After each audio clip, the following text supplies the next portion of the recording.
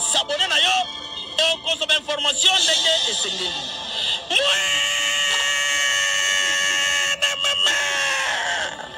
il y a biso na bino 24 heures information ya culture na biso kaka awa na micro libre et pas ya Jemima Ibele. Ayo Gania.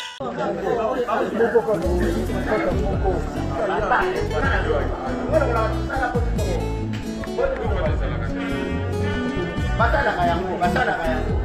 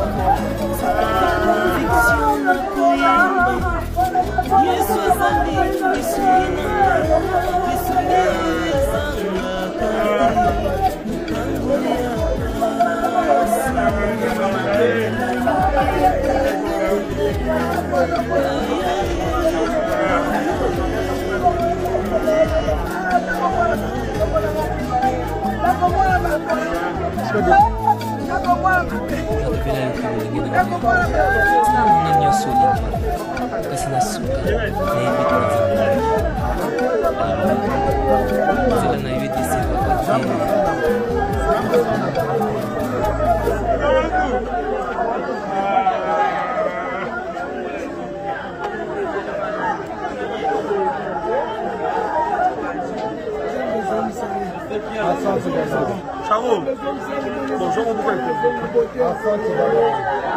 Mon numéro c'est sur WhatsApp. Enregistré, c'est comme ça que tu m'appelles sur WhatsApp.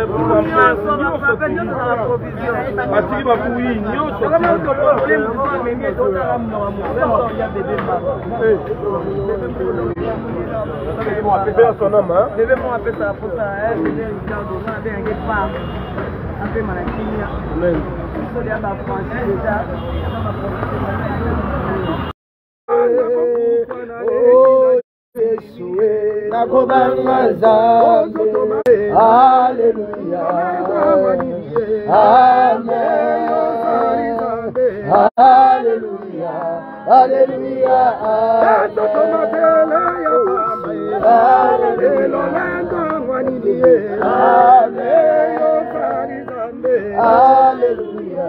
Alléluia. Amen. Koloba na Nzambe oyo apesaki biso mwana oyo lokola koko lokola mwana totombola mingongo toloba ne merci pour la circonstance où esalami toza kokondane motu te mais toloba na Nzambe merci. Prions le Seigneur. Merci. Nous sommes infiniment reconnaissants. C'est toi qui es le Bakotombola kaka kombo na yo Nzambe yo pesaki biso mwana Nzamba lola yo pesaki eyewe oyo ekomi yo nde kaka tokondane motu te. Oh Amina lele Amina lele Amina oh Amina lele Amina lele Amina lele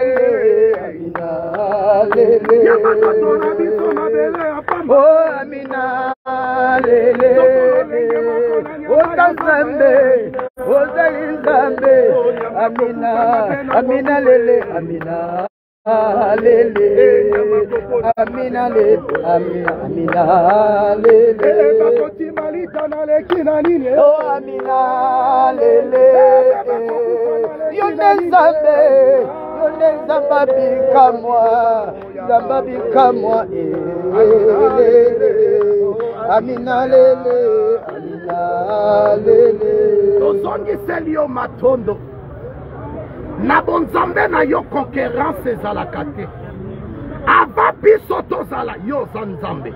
Un jour mokili ekolingama lokola etoko okotikala Nzambe oyo biso toki koyebiso na ntongo ya lelo zwa encore une fois lokumu à cause ya circonstance oyo toza na eloko ya koloba te apart merci. Nayebi ki okobatela mama ya mwana oyo okopesa ye vi molai okosepelisa ye na mokili ya bato au nom de Jésus-Christ. Amen. S'il vous plaît, on est des chrétiens. Oh, il y a beaucoup de gens qui ont côté dans le discours à cimetière. À part prière au tobois qui flaire, aux élus basisi au sala tokei. Oh, baloba qui va sala qui tonti kandela moine kende kimia. Discours ya sala et ça zamba pambola discours. Oh, et flaire et ça qui to panza yango toyaka mabele tokozonga mabele.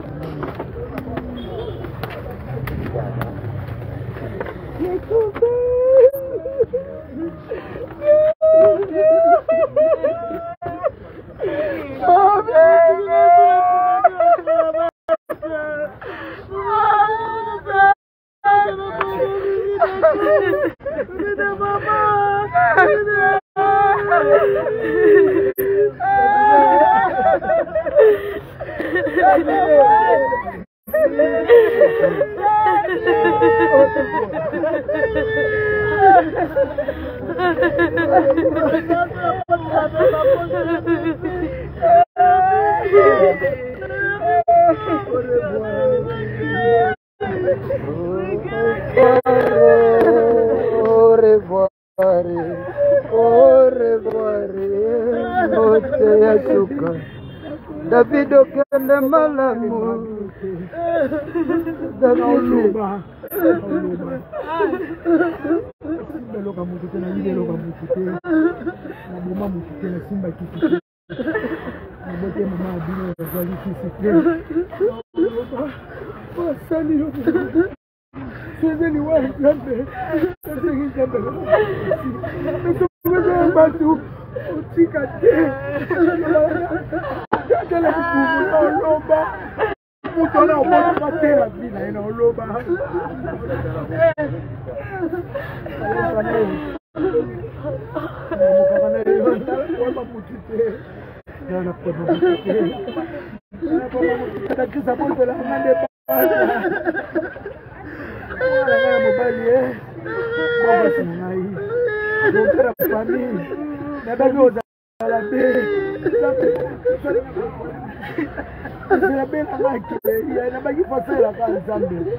Voilà ma pasteur, ma famille,